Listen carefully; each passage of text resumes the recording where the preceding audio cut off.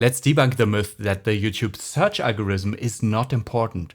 But I have to say, quite frankly, the argument for the myth makes sense. It is based on the statement that the suggested videos algorithm drives 70% of the views from large channels. So the thinking is that if we later, when our channels are big, drive most of our views from suggested videos anyway, why bother with the search algorithm then? Right? Well, let's look at the data to see whether the 70% are true for big channels and also how does it look like for small channels. I studied 3,000 channels and these are the results. For channels with roughly 150 subscribers, we see that YouTube search plays a very big role. At this point, home and suggested don't drive that many views yet because the channel is small and it takes a little longer for the home algorithm and the suggested videos algorithm to really kick in and drive views for small channels. So in the beginning,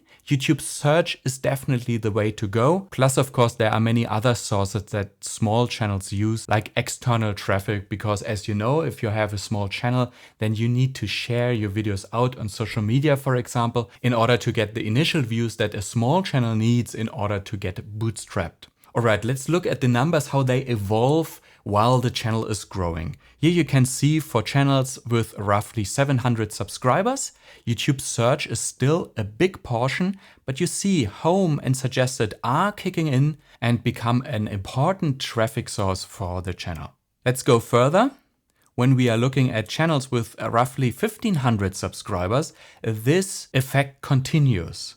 Search is still very important, but home and suggested keep growing, keep providing a bigger share of the views that channels of this size usually get. Moving on, close to 4,000 subscribers, we see that this process continues even more. And at this point, it becomes clear that search, suggested, and home are the three major algorithms that drive views to a channel. But at this point, where does the journey lead us to?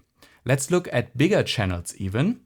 13,000 subscribers roundabout, and this process continues. But keep in mind, this is already a fairly big channel and search is a big portion of all those views that a channel usually gets at this point. So although suggested videos becomes really a major traffic source, search is still very important. And when we look at even bigger channels, you can still say that actually.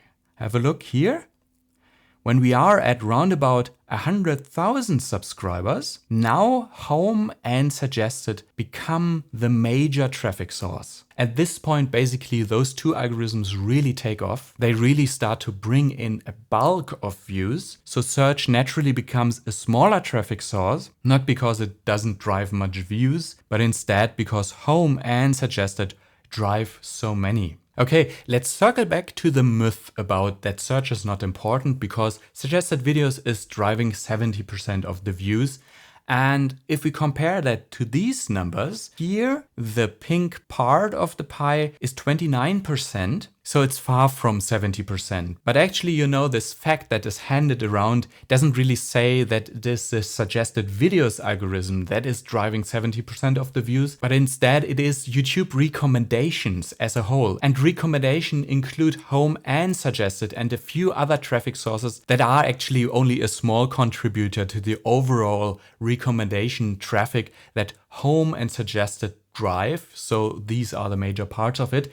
So that adds up here. If you look at this graph, 70% roundabout, that is completely true. But then again, we have to say that YouTube search is still a very important traffic source. With around about 20%, it still keeps driving a lot of views and can't be neglected. That said though, let's take a step back and think about the data that I'm showing you. These bar charts here are the average numbers that channels get in general, just any channel. And as always, there is a range of different types of channels that drive different amounts of traffic from different algorithms. So what I did is to look at how does this range look like. And here are the results based on channels that all have at least 100K subscribers. On the left, we have those that are strong in YouTube search, and on the right, those that are strong in suggested videos. You probably wonder why I chose to distinguish those types of channels this way. The reason is that you have, for example, on the left side here, those that are strong in YouTube search. These are educational channels, product reviews channels that are heavily depending on YouTube search. And you can see that here because search is indeed the top one traffic source for those channels. On the other hand, you have entertainment channels, vlogs and all that. Those are heavily driven by suggested videos.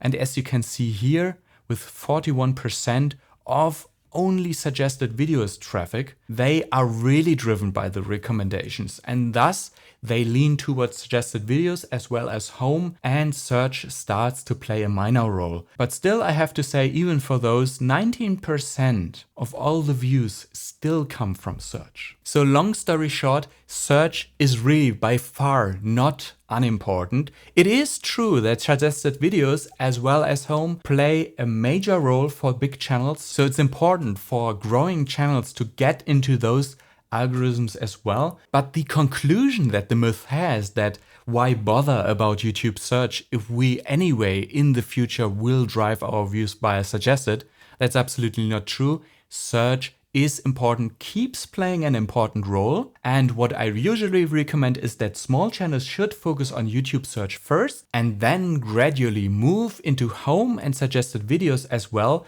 to drive views from those two algorithms on top. And you know what? Luckily, there's one type of video that works for all channels and drives all three algorithms, search, home, and suggested, at the same time. I can't wait to talk about this in the next episode of this series. If the episode is already out, you can click here. If not, click here to subscribe and ring the bell so you don't miss this episode. And if you didn't yet, feel free to start watching this series from the beginning, where I study the algorithms in and out to truly understand them. Cheers, my friends!